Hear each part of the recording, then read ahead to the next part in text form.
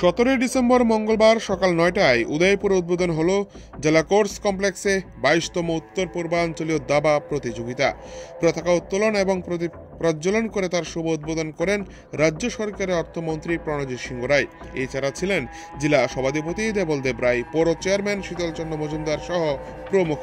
কিন্তু এদিন উত্তর পূর্বাঞ্চলীয় দাবা প্রতিযোগিতায় যেভাবে শুরু হয়েছে তা ছিল একেবারেই সাদামাটা।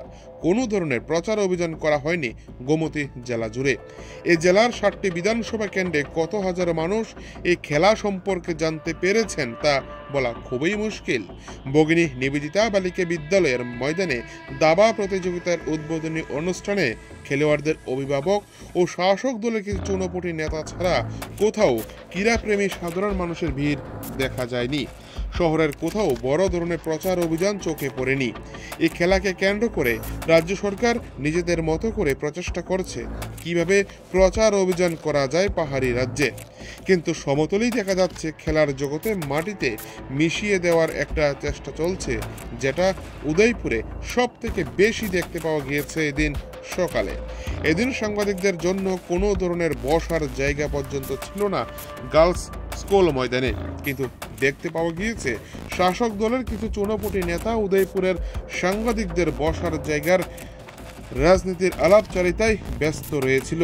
কিন্তু আসাম, নাগাল্যান্ড, মিজোরাম, সিকিম সহ একাধিক রাজ্যের খেলোয়াড়দের কোচ থেকে শুরু করে অভিভাবকদের বসার কোনো ধরনের জায়গায় এদিন ছিল না। একই ধরনের অব্যবস্থার মধ্য দিয়ে এদিন উত্তর পূর্বাঞ্চলীয় দাবা প্রতিযোগিতা অনুষ্ঠিত হয়েছে উদয়পুরের ভগিনী নিবেদিতা বালিকা বিদ্যালয়ের ময়দানে। উদয়পুর থেকে নিজস্ব প্রতিনিধি রিপোর্ট, টিভি 100 বাংলা।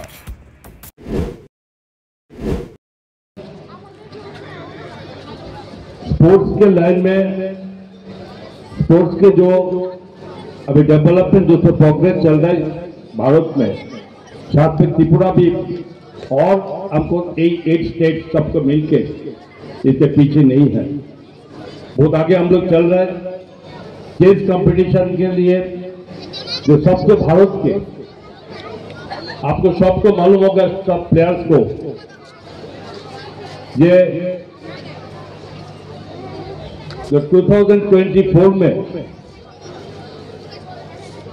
जो वर्ल्ड चैंपियन हुआ है उसका एज कितना था, एक पूरा 18 भी हुआ नहीं, 17 से 18 में बीच में वर्ल्ड चैंपियन बन गया दुर्गेश राम राजू, जिसका नाम सबको जानना मालूम होना चाहिए।